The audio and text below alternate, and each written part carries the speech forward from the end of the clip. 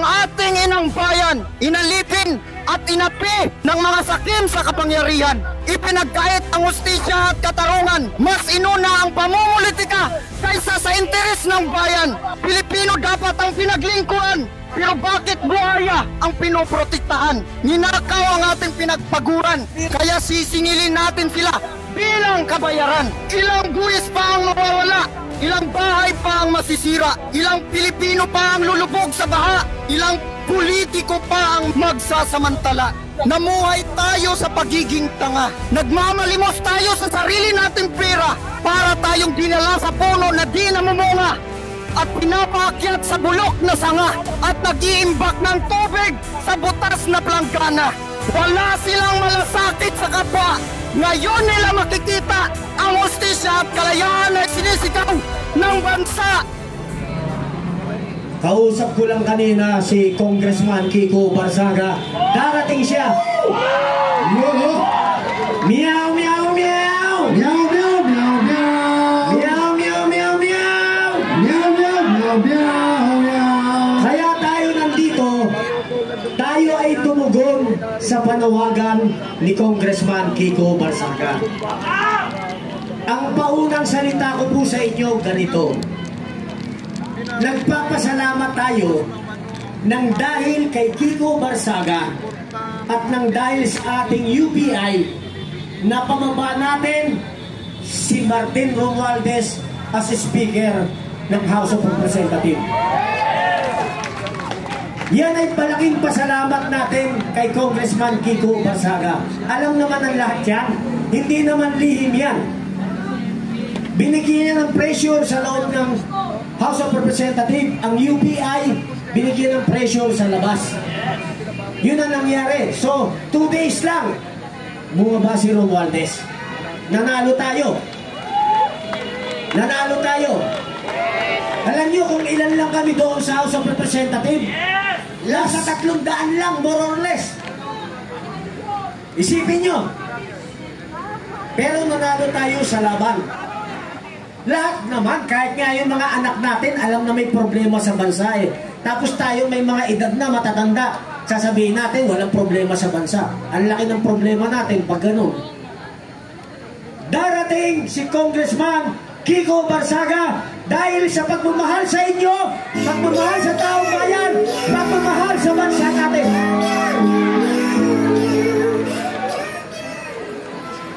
Mamaya, isipin nyo, 26 anyos. 26 anyos, handang mamatay, handang makulong para sa bayan natin, para magkaroon lang tayo ng pagbabago. Ang aking paunang salita, gusto kong maintindihan nyo bakit kami magkakasama rito. Ang United People's Initiative po, nanawagan,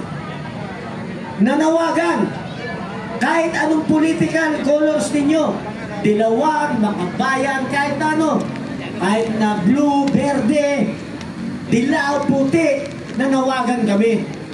Sa panawagan na yan, under ng ating lead convener, si General Romy Pukis, magiting na PMA, graduate at 2-star general nung mag-retire siya sa Air Force. Nire-respeto at ginagalang ng mga retired military at ng mga active military. Nanawagan po kami. Hindi tumugon ang mga dilawan, lalo makabayan. Hindi tumugon ang ibang grupo. Ang tumugon lang ay ang maisog. Ang tumugon lang ay ang PDP. Sila lang yung nakakaunawa kung ano yung gusto nating laban. This is not about the Dutertes. Tandaan nyo. Pakinggan nyo itong mabuti. Hindi siya perfectong presidente, pero nagbahal rin siya sa atin at nagbahal siya sa bansa natin. Ama! Kung sakali may kasalanan siya, dapat dito sa hiniringan, dito sa idulong, dito sa ibinitay. Hindi ibinitay sa ibang bansa. Ama! Bakit si Tetes pinabalik rito para dito hatulan? Ama! Bakit tinanggal si Digong sa bansa? Habang nandito si Digong, malakas ang loob ng karamihan ng taong bayan na lumaban sa mga tiwali.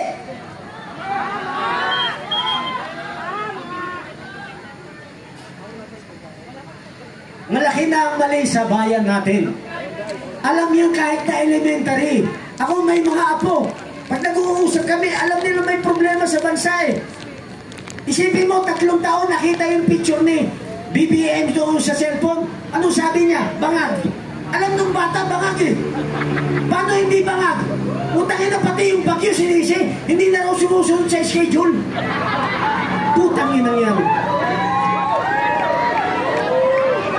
Hindi maintindihan nung apo ko eh. Sabi nung apo ko, yung bagyo ba no, may schedule. Sabi ko, malay ko. Yun ang sabi ng presidente, may schedule eh.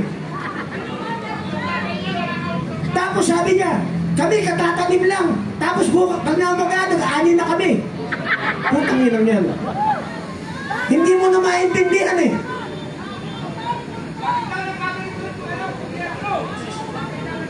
Alam ng majority, tingnan nyo ha. Alam ng majority, yung nakakaunawa may problema sa bansa eh. Alam eh. Tapos yung ang mali sa Pilipino, kahit na ibinoto natin siya, binoto ninyo sila, pag may nakita kayong mali, obligasyon, hindi ka ipalan yun ha, obligasyon ng taong bayan na bumoto dun sa tao na punahin siya pag nagkakamali. Yun ang normal na tao. Hindi yung mali na siya, tapos aayunan mo, abnormal ka.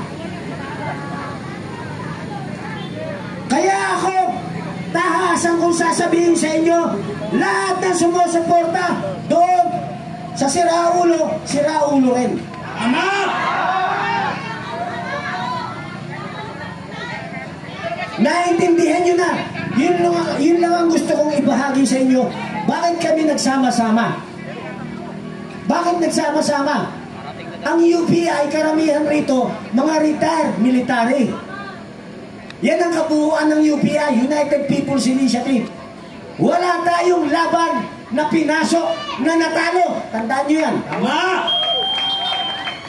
Matatalo tayo kapag ka marami sa atin ang bobo at baliw. Isipin nyo, 130 million ang Pilipinos. 130 million. Ilan lang kayo nandito? Pagpalagay natin kalahati, matanda, kalahati, bata. 60 million ang dapat nandito. Pero ilan yung nandito lang? Ilan? Putang ilang bansa to, kukunti na lang ang matino. Ama! Palakpakan ninyo sarili nyo, kayo na lang ang nanitirang matino sa bansang ito.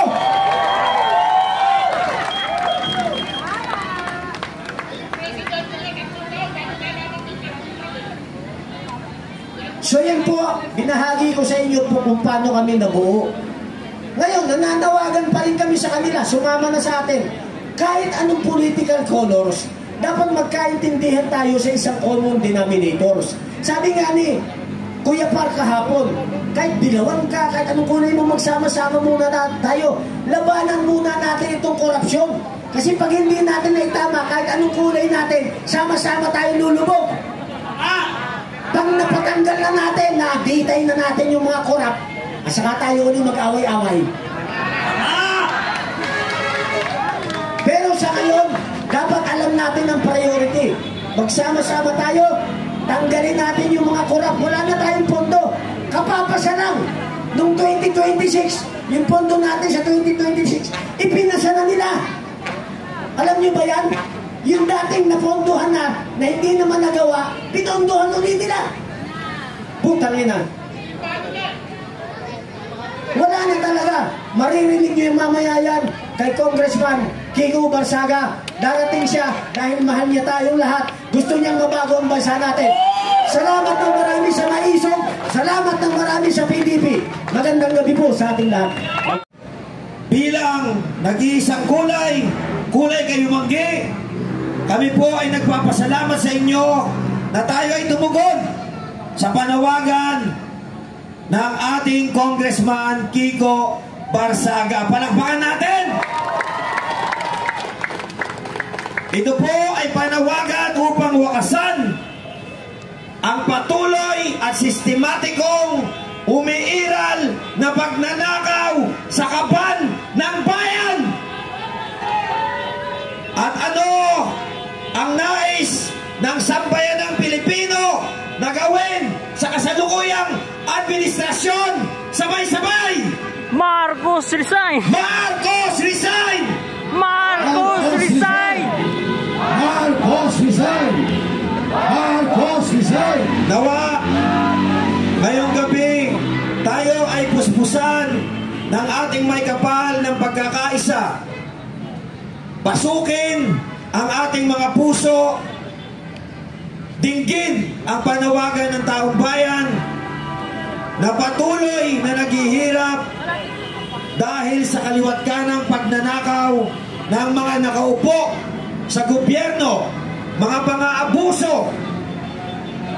Alam nyo, kakaupo lamang ng dating DOJ Secretary sa Office of the Ombudsman. Yan na naman ay isang malaking pang-aabusong politikal, sapagkat alam naman natin ang nais ng Rimulya na yan na ang nagpapasahod ay ang taong bayan. Siya at ang mga katulad niya, lalo na ang kasalukuyang Presidente at Pangulo ng Pilipinas, ay walang pagmamahal, wala nang itinira sa sambayanang Pilipino. Papayag ba tayo na magpatuloy ang ganitong uri ng pamamahala? Hindi! Ano ang sigaw at nais ng taong bayan? Marcos resign! Marcos resign! Marcos resign! Itinatanggol natin ang anumang uri ng kaguluhan ngayong gabi. Kaya mga kasama, at sa mga darating pa, tayo po ang magbantay sa ating mga sarili, kasama ng ating mga kapatid na kapulisan na naandyan sa ating mga paligid, manmanan, subaybayan, sapagkat ang pagkilos na ito ay pagkilos ng pagkakaisa, isang mapayapa at malakas na boses ng sambayanang Pilipino na ayaw na at gusto nang wakasan ang korupsyon. Mabuhay ang lahi kayo mangge! Mabuhay! Mabuhay ang Pilipino! Mabuhay! Mabuhay ang bansang Pilipinas! Mabuhay! Maraming salamat po, kapatid na Placido Filosofo. At ngayon kapatid, Sige po. nais na natin tawagin mga kabayan si Captain Ray para sa opening remarks. Kasi mga kurakot! Di ba? Hindi yun pagkakamali. Kaya huwag kayong magpakalindang kung magsasabi silang nagkamali. Di ba? Kasi iba na kasi ngayon guys eh. Hindi ko kaya, mag-mobilize ako. Ang bigayan lang ni Amasuna, bigayan lang ni Goldini, 50,000 sa mga tropa ko. Tapos sila, baka, bilyon. Tatalunin talaga ako. Di ba? So, ano ang gagawin natin? Kada may problema para hindi tayo paikot-ikot. Nakita na natin ang hearing, paikot-ikot. Anong gagawin natin? Tinatrap na yung Senado, yung Congress. Nakasalalay sa atin ang kinabukasan ng Pilipinas. Itong nandito. Nakasalalay sa atin. Kaya huwag tayong titigil. Mahal ko. Mga kababayan, huwag tayong titigil. Kasi ang paggawa ng saligang batas ito, buhay ito at dugo.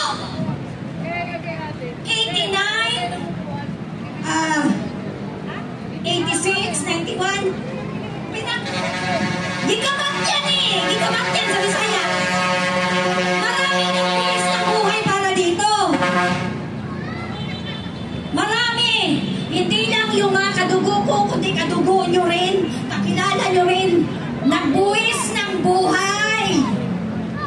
Para masulong ang mga pagbabago. Kada may pagbabago na mga... Kasi ang revolution, guys, natural yan. Kung may conflict, sa Bisaya, bangi. Or sa Tagalog, what's the Tagalog of conflict, sir? Conflict. Oh. Hindi magkakaintindi ng mahirap at mayaman. Inaapi ang mahirap sa mayaman. Anong gagawin ng mahirap? Yan yung meaning ng civil unrest. Hindi pwedeng iintindihin lang natin yung civil unrest. Hoy, nagrally ang maisog. Nagrally ang mga kung sino-sinong antay-ano. Hindi. Ang meaning ng civil unrest, magnanakaw na lang ng sardina sa convenience store. Kapwa DDS mag-aaway.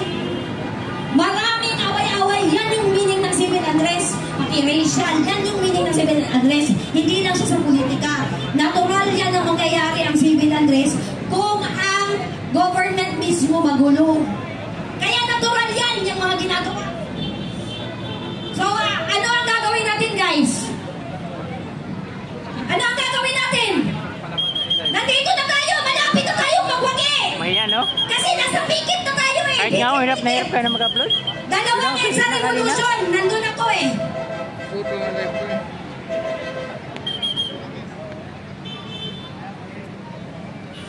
Parang maano na. Magkakantong sila. Okay guys sige. Thank you. Mamaya, sige. Huwag kayong susuko guys Hindi kasi nandito na tayo eh. Oo. Sige, bye-bye. Love you all. Marcos magnanakaw. Magnanakaw si Marcos.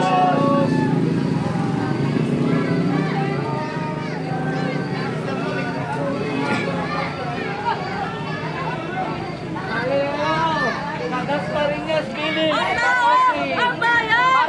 Marcos!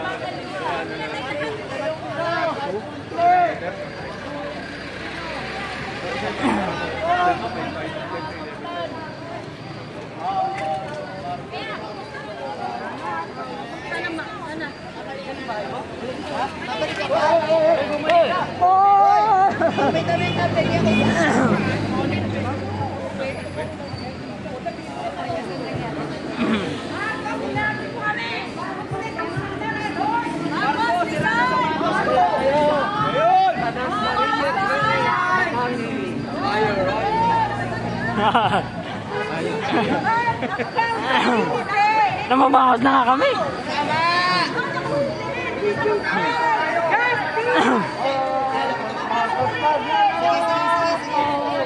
Marcos magnanakaw. Marcos resign. Marcos resign. Marcos resign. Marcos resign. Marcos resign. Di pa tayo naliya, international! Alam na alam nila ang baho ng Pilipinas! Marcos bubo! Tatalsigin si Marcos! Marcos adik! Marcos sabog. Weak leader ang animal! Hinayupak. Sinong bongbong dyan? Yes!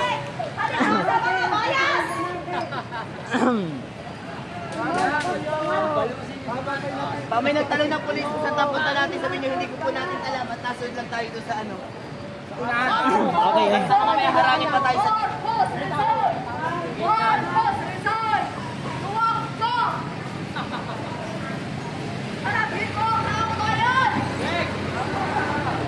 Yan tayo, diretso kaliwa. Kaliwa siguro.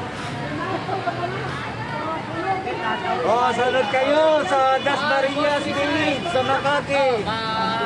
People power. Marcos resign. Marcos resign. Marcos resign. Marcos resign. Marcos resign. Marcos resign. Marcos resign. Marcos resign. Marcos resign!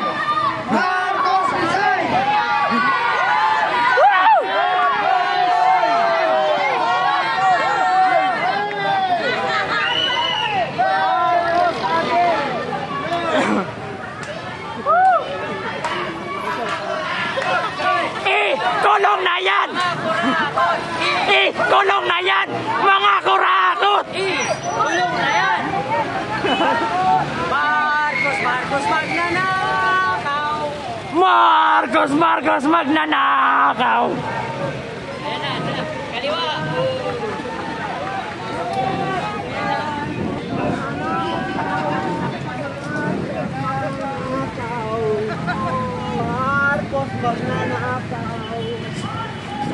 Marcos resign! Marcos resign! Marcos resign! Marcos resign!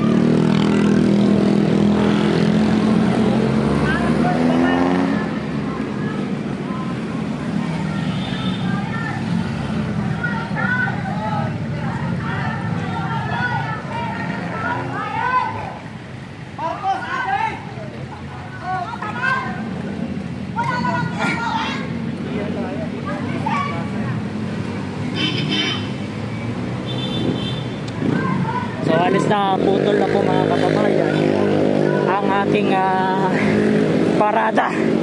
Ang dami pa natin mga kasamaan doon sa likuran. So medyo naputol kasi medyo mahaba yung ating nilalakad. At meron pa tayong mga kasamaan nasa ibang mga lugar. Marcos resign! Marcos resign! Marcos resign!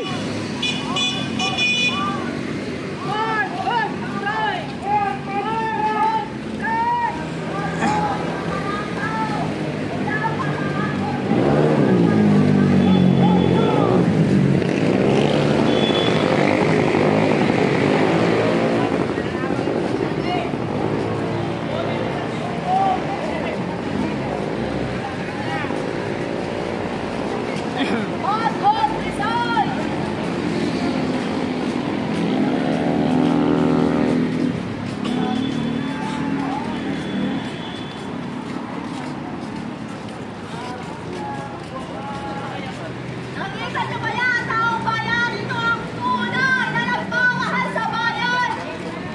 Nagsasakripisyo.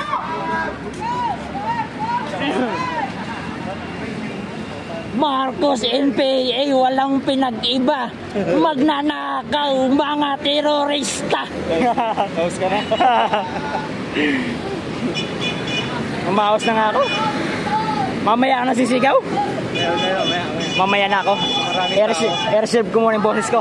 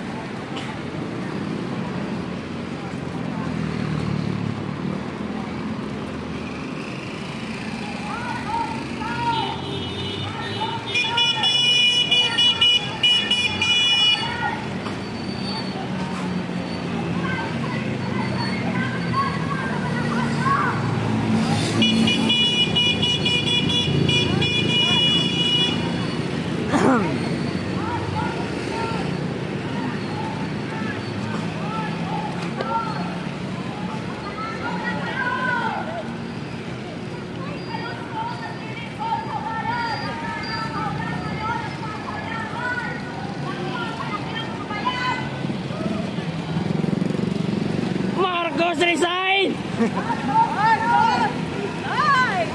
Marcos bangag!